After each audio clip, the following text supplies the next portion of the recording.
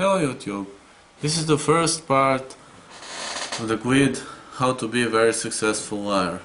Now, I hope that you learned something from previous tutorials. I will put links in this thread so you can learn, upgrade your knowledge, or even remember what your mistakes are. I strongly recommend to listen to what I'm saying really carefully. These are the slightest mistakes that most people make. Let's start. Discover your personality. Part 1. Are you extro or introverted person? Extroverted persons are extremely open to the surround, having more friends, more fun, spending more time in company, having a lot of friends. Introverted persons are sometimes loners, usually having few friends, don't trust people, don't go out very often, closed as hell. This all depends on scales. I found some research where it has extroverted scales 1 to 20 and introverted scales 1 to 20. 1 is autistic person. 10 is introvert person but having friends. 20 is border value, not introverted or extroverted. 30, this is extroverted with a lot of friends. 40, this is maximum extroverted person. This person talks to everybody about everything. Can you lie successfully? Of course you can. Believe in yourself. Stand in front of your mirror and tell 100 times per day, I can do this, I can do that. Close your eyes. Focus on future happening and say 100 times with maximum focus, I can do that. Where's your place on this scale? Remember, find your place. Can you lie? Of course you can, just train well. Do you believe in your possibilities? If not, you are more dangerous for your surround. People who are unaware of their possibilities might be very destructive. Let me give you an example. I saw that a girl that has only 128 pounds defeats a guy who has 200 pounds, who weighs 200 pounds. I mean, who could expect that? Never mind if it was master or not. If she knew to fight, he didn't, but I mean, weight difference is so huge. She defeated him, like he never existed. Never say to yourself, I'm afraid, I can't. Try. Believe me, those people are more dangerous than people who are aware of their possibilities. First step, be aware. Second step. Stand in front of a mirror and train your speech. Look at your movements when you are lie occasionally and look how much you deviate from standard schema. I will present you here. Start the schema. Prepare well. This is how 90% of people get caught while lying. Please don't use this for evil purposes. I'm just hoping. Use it. Whatever you want, whenever you want, use it. Don't get caught. 3. Look a person straight in the eyes and don't lose eye contact at all costs. Never do. No, this is illegal. Try to look relaxed. This is step 4. Try to look relaxed. Sit in your chair or whatever and place legs and arms in natural position without making nervous simultaneous moves. Do not shrug. Just be relaxed as much as you can. Don't make sudden arms or legs movements. Place your hands next to your body and place your wrists on your quadriceps muscles or on your knees. Palmar side of your hand should look straight to your knees or quadriceps. You see? This is here.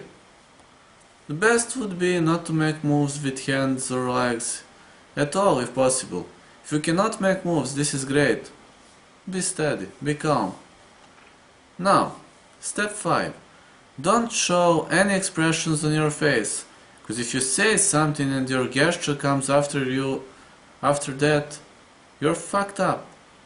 Cops mostly use this technique while questioning. Do not move your head, do not drop your view from their eyes. You look here. Remember, you look here. Not here, not here, here. Step 6. Try not to show any emotion. Just look straight in their eyes. They will focus on your mouth, nose and cheeks. If these three don't show anything, you have good chances. Mostly people who know who lies and who not, they focus on these three stuff. Now, if you laugh, step 7. If you laugh or smile, it should be ironic, pathetic, or to seem like a crazy man laughing. Remember Freddy Krueger show.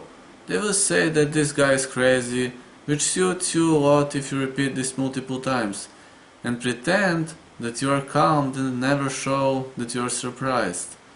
Remember, you are ready to everything. Step 8.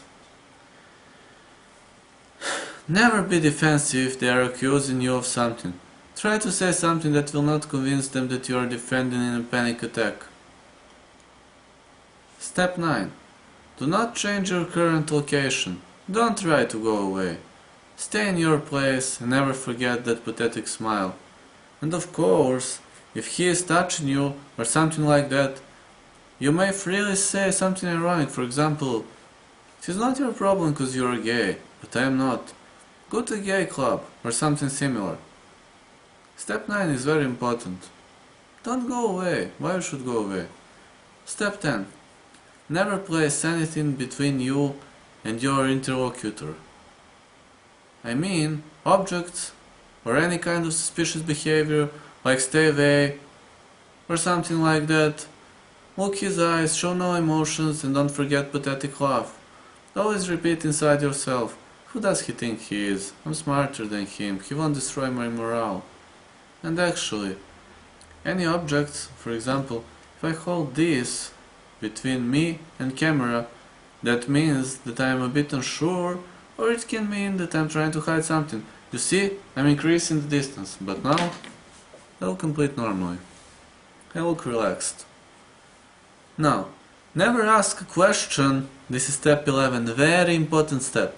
Never ask a question when he makes a question as a form of repeating. If he says, I saw you, don't tell, you saw me? Better would be, it really isn't my problem because you are curing vision problems. Are you thinking about visiting a doctor? And if you are stoned and look in one spot, it might be suspicious as well. You may simply look one spot and keep your mouth shut, and always use ironic laugh for not saying a damn word.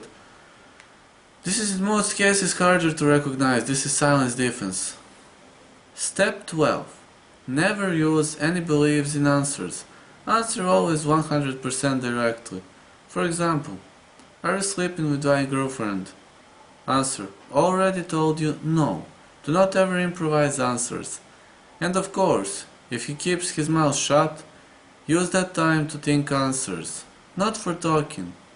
Some people are breaking their fears through talk. So, if there is a break in talk, think answers. Don't make too big breaks, cause too big breaks in talk can also mean that you are lying. 13. The hardest part is if he is asking you for explanation. You will need to think it in 1 to 2 seconds behind your answer. Make sure it is good and your answer is not too late. This was part 1 of the tutorial. Next video will be part 2 of this tutorial.